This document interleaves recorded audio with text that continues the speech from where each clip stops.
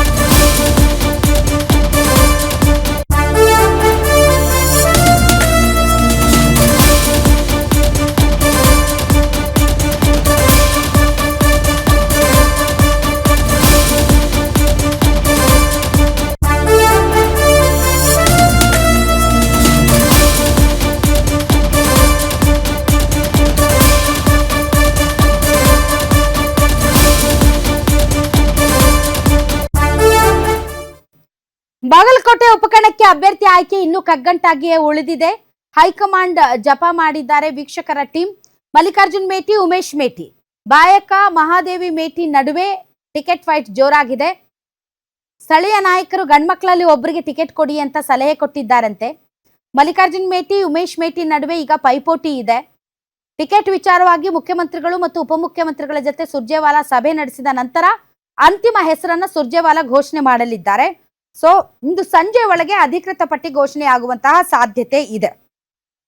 ಹಾಗಾದ್ರೆ ದಾವಣಗೆರೆ ದಕ್ಷಿಣ ಮತ್ತು ಬಾಗಲಕೋಟೆ ಈ ಎರಡು ಕ್ಷೇತ್ರಗಳ ಉಪಚುನಾವಣೆಗೆ ಕಾಂಗ್ರೆಸ್ ಟಿಕೆಟ್ಗೆ ಯಾವ ರೀತಿಯಾಗಿ ಪಟ್ಟು ಹಿಡಿದಿದ್ದಾರೆ, ಒತ್ತಡ ಯಾವ ರೀತಿ ಇದೆ ಮತ್ತು ಸಂಜೆಯ ಒಳಗಡೆ ಯಾರ ಹೆಸರು ಫೈನಲ್ ಆಗಬಹುದು, ಯಾವ ಮಾನದಂಡಗಳ ಆಧಾರದ ಮೇಲೆ ಅನ್ನೋದ್ರ ಬಗ್ಗೆ ಹೆಚ್ಚಿನ ಡೀಟೇಲ್ಸ್ ಕೊಡೋದಕ್ಕೆ ನನ್ನ colleague political bureau chief Maruti Pavagada ಈಗ ಮತ್ತೆ ನೇರ ಸಂಪರ್ಕಕ್ಕೆ ಬಂದಿದ್ದಾರೆ. ಎಸ್ ಮಾರುತಿ, ನನ್ನ ಧ್ವನಿ ತಮಗೆ ಕೇಳಿಸ್ತಾ ಇದ್ರೆ ಇವತ್ತು ಸಂಜೆ ಎರಡು ಕ್ಷೇತ್ರದ final ಆಗೋಗುತ್ತಂತ. Almost all Davanagere Dakshina final ಆದಂಗಿದೆ. But Bagalkot ಒಂದ್ ಸ್ವಲ್ಪ ತಲೆನೋವಾಗಿದೆ. ಸುರ್ಜೇವಾಲಾ ಬಂದಿದ್ದಾರೆ, ರಿಸಾಲ್ವ್ ಮಾಡ್ತಾರಾ? ಇವತ್ತು ಸಂಜೆಗೆ ಅನೌನ್ಸ್ ಆಗುತ್ತಾ? ರಾಧಾ, ಖಂಡಿತ ಸುರ್ಜೇವಾಲಾ ಅವರು ಇವತ್ತು ರಾಜ್ಯಕ್ಕೆ ಬಂದಿರೋದೇ ನಡೀತಾ ಇರುವಂತಹ ಎರಡು ಬೈ ಎಲೆಕ್ಷನ್ಗೆ ಅಭ್ಯರ್ಥಿಗಳನ್ನು ಅಂತಿಮ ಮಾಡೋದಕ್ಕೆ. ಬಹುತೇಕ ದಾವಣಗೆರೆ ವಿಧಾನಸಭಾ ಕ್ಷೇತ್ರದ ಅಭ್ಯರ್ಥಿಯ ಆಯ್ಕೆ ವಿಚಾರದಲ್ಲಿ ಕಾಂಗ್ರೆಸ್ ಪಕ್ಷದಲ್ಲಿ ಅಲ್ಪ ಸ್ವಲ್ಪ ಅಸಮಾಧಾನ ಇದ್ದರೂ ಕೂಡ ಬಹುತೇಕ ಸಮರ್ಥ ಅವರಿಗೆ ಟಿಕೆಟ್ ಕೊಡಬೇಕು ಅನ್ನುವಂಥ ಒಂದು ನಿರ್ಧಾರಕ್ಕೆ ರಾಜ್ಯ ಮಟ್ಟದ ನಾಯಕರು ಬಂದಂತೆ ಕಾಣಿಸ್ತಾ ಇದೆ. ಹೀಗಾಗಿ ಸಿದ್ದರಾಮಯ್ಯ ಮತ್ತು ಡಿ.ಕೆ. ಶಿವಕುಮಾರ್ ಅವರು ಸೂಚನೆ ಕೊಟ್ಟ ಬಳಿಕವೇ ಸಮರ್ಥ ಇವತ್ತು ದಿನ ಮತ್ತು ಗಳಿಗೆಯನ್ನು ನೋಡಿ ನಾಮಪತ್ರವನ್ನು ಸಲ್ಲಿಕೆ ಮಾಡಿರುವಂಥದ್ದು. ಸೋಮವಾರದ ಬಳಿಕ ಮತ್ತೊಂದು ನಾಮಪತ್ರವನ್ನು ಕೂಡ ಸಲ್ಲಿಸ್ತೀನಿ ಅನ್ನುವಂಥದ್ದನ್ನು ಹೇಳಿದ್ದಾರೆ. ಅಂದರೆ ಶಾಮನೂರು ಶಿವಶಂಕರಪ್ಪ ಅವರ ಕುಟುಂಬಕ್ಕೆ ಮೂರನೇ ತಲೆಮಾರಿಗೂ ಕೂಡ ಟಿಕೆಟ್ ಕೊಡುವಂಥ ಒಂದು ಕೆಲಸ ಕಾಂಗ್ರೆಸ್ ಹೈಕಮಾಂಡ್ ಮಾಡಿದೆ ಅನ್ನುವಂಥದ್ದು ಸ್ಪಷ್ಟವಾಗಿ ಗೊತ್ತಾಗ್ತಾ ಇದೆ. ಪೈಲ್ವಾನ್ ಈಗಾಗಲೇ ಇದಕ್ಕೆ ಆಕ್ಷೇಪವನ್ನು ವ್ಯಕ್ತಪಡಿಸಿದ್ದಾರೆ. ಒಂದು ವೇಳೆ ನನಗೆ ಟಿಕೆಟ್ ಸಿಗದೇ ಇದ್ದರೆ ಸೋಮವಾರದ ಬಳಿಕ ಮುಸ್ಲಿಂ ಮುಖಂಡರ ಜೊತೆ ಮಾತನಾಡಿ ಮುಂದುವರಿತೀನಿ ಅಂತ. ಆದರೆ ಬಹುತೇಕ ಮುಸ್ಲಿಂ ಮುಖಂಡರು ಹಾಗೂ ಕಾಂಗ್ರೆಸ್ ಕಾರ್ಯಕರ್ತರು ಕೂಡ ಶಾಮನೂರು ಶಿವಶಂಕರಪ್ಪ ಅವರ ಕುಟುಂಬಕ್ಕೆ ಟಿಕೆಟ್ ಕೊಟ್ಟರೆ ಮಾತ್ರ ದಾವಣಗೆರೆ ವಿಧಾನಸಭಾ ಕ್ಷೇತ್ರದಲ್ಲಿ ಕಾಂಗ್ರೆಸ್ ಗೆಲ್ಲಬಹುದು ಅಂತ. ಹೀಗಾಗಿ ಸಿದ್ದರಾಮಯ್ಯ ಮತ್ತು ಡಿ.ಕೆ. ಶಿವಕುಮಾರ್ ಅವರು ಪೈಲ್ವಾನ್ ಹಾಕಿರುವಂಥ ಒಂದು ಪಟ್ಟಿಗೆ ಭರವಸೆಯನ್ನು, ಯಾವುದಾದ್ರೂ ಒಂದು ಸಣ್ಣ ಪುಟ್ಟ ಭರವಸೆಯನ್ನು ಕೊಟ್ಟಿದ್ದೆ ಆದರೆ ಬಹುತೇಕ ಪೈಲ್ವಾನ್ ಪಟ್ಟನ್ನು ಸಡಿಲಿಕೆ ಮಾಡ್ಬೋದು. ದಾವಣಗೆರೆ ಸಮಸ್ಯೆ ಈಗಿದ್ರೆ ಬಾಗಲಕೋಟೆಯಲ್ಲಿ ಕಾಂಗ್ರೆಸ್ಗೆ ಅಭ್ಯರ್ಥಿ ಆಯ್ಕೆ ಬಹುದೊಡ್ಡದಾದಂಥ ಒಂದು ಸಮಸ್ಯೆ ಆಗಿದೆ. ಕಾರಣ ಏನಂತ ಹೇಳಿದ್ರೆ ಬೇರೆ ಯಾರಿಂದಲೂ ಒತ್ತಡಗಳು ಬರ್ತಾ ಇಲ್ಲ. ಒಂದೇ ಕುಟುಂಬದಲ್ಲಿರುವಂತಹ ಮೇಟಿ ಅವರ 4 ಮಕ್ಕಳು ಕೂಡ ನನಗೆ ಟಿಕೆಟ್ ಬೇಕು ಅನ್ನುವಂಥ ಒಂದು ಬೇಡಿಕೆ ಇಟ್ಟಿರುವಂಥದ್ದು. ಕಳೆದ ಒಂದು ತಿಂಗಳಿಂದಲೂ ಸಿದ್ದರಾಮಯ್ಯ ಮತ್ತು ಡಿ.ಕೆ. ಶಿವಕುಮಾರ್ ನಡುವೆ ಚರ್ಚೆ ಆಗಿದ್ದೆ ಅಂತ ಹೇಳಿದ್ರೆ ಮಲ್ಲಿಕಾರ್ಜುನ್ ಮೇಟಿ ಅವ್ರಿಗೆ ಕೊಟ್ಟಿದ್ದೆ. ಆದರೆ ಒಂದು ಸಾಫ್ಟ್ ಇದೆ ಜನರಲ್ಲಿ, ಅದರ ವರ್ಕೌಟ್ ಆಗ್ಬೋದು, ಆತ ಗೆಲ್ಲುವ ಕುದುರೆ ಆಗ್ಬೋದು ಅನ್ನುವಂಥ ಒಂದು ಲೆಕ್ಕಾಚಾರ ಇತ್ತು. ಆದರೆ ಈಗಿರುವಂತಹ 4 ಜನರ ಮಕ್ಕಳು, 2 ಹೆಣ್ಮಕ್ಳು 2 ಗಂಡು ಮಕ್ಕಳು, 4ರು ಕೂಡ ನಮಗೆ ಟಿಕೆಟ್ ಬೇಕು ಅನ್ನುವಂಥ ಒಂದು ಒತ್ತಾಯವನ್ನು ಮಾಡ್ತಾ ಇದ್ದಾರೆ.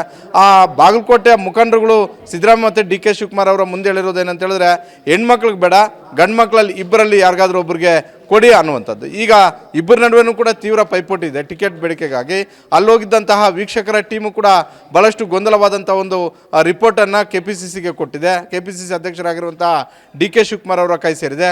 ಹೀಗಾಗಿ ಸುರ್ಜೇವಾಲಾ ಅವ್ರ ಜೊತೆ ಈಗಾಗಲೇ ಸಿದ್ದರಾಮಯ್ಯ ಮತ್ತು DK ಶಿವಕುಮಾರ್ ಅವರು ಪ್ರತ್ಯೇಕವಾಗಿ ಖಾಸಗಿ ಹೋಟೆಲಲ್ಲಿ ಸಭೆ ಮಾಡ್ತಾ ಇದ್ದಾರೆ ಅನ್ನುವಂಥ ಒಂದು ಮಾಹಿತಿ ಕೂಡ ಸಿಕ್ಕಿರೋದ್ರಿಂದ ಬಹುತೇಕ ಈ ಮೂವರು ಕೂತ್ಕೊಂಡು ಯಾರಿಗೆ ಟಿಕೆಟ್ ಕೊಡಬೇಕು ಅನ್ನುವಂಥದ್ದನ್ನು ಅಂತಿಮ ಮಾಡ್ಬೋದು. ಆದರೆ ಮೇಟಿ ಅವರ ಮಕ್ಕಳನ್ನು ಸಮಾಧಾನ ಮಾಡದೆ ಟಿಕೆಟ್ ಫೈನಲ್ ಮಾಡಿದ್ದಾದರೆ ಬಹುತೇಕ ಕಾಂಗ್ರೆಸ್ಗೆ ಬಾಗಲಕೋಟೆಯಲ್ಲಿ ಬಹುದೊಡ್ಡದಾದಂಥ ಒಂದು ಬಂಡಾಯ ಶುರುವಾಗ್ಬೋದು. 2023ರಲ್ಲಿ ಯಾವ ರೀತಿಯಾಗಿ ಅಲ್ಲಿ BJPಗೆ ಬಂಡಾಯ ಶುರುವಾಗಿ ಮೇಟಿ ಗೆದ್ದು ಬಂದರೋ ಅದೇ ರೀತಿಯಾದಂಥ ಒಂದು ವಾತಾವರಣ 2023ರಲ್ಲಿ BJPಗೆ ಆದಂತಹ ಒಂದು ವಾತಾವರಣ ಈಗ ಬೈ ಎಲೆಕ್ಷನಲ್ಲಿ ಕಾಂಗ್ರೆಸ್ಗೆ ಆಗ್ತಾ ಇದೆ. Radha, okay, thank you Maruti ನಿಮ್ಮ ಎಲ್ಲ ಮಾಹಿತಿಗಾಗಿ. ಬಟ್ ಡೆಫಿನೆಟ್ಲಿ ಫ್ಯಾಮಿಲಿ ಆದ್ದರಿಂದ ಫ್ಯಾಮಿಲಿಯ ಒಳಗಡೆ ಯಾರಿಗಾದ್ರೂ ಒಬ್ಬರಿಗೆ ಕೊಟ್ಟರೆ ಫ್ಯಾಮಿಲಿ ಒಳಗೇನೆ ಬಂಡಾಯ ಬರೋದು ಸ್ವಲ್ಪ ಕಷ್ಟ. ಫ್ಯಾಮಿಲಿ ಒಳಗಡೆನೆ ಇರೋದ್ರಿಂದ ಫ್ಯಾಮಿಲಿ ಅಡ್ಜಸ್ಟ್ ಆಗಿಬಿಡಬಹುದು.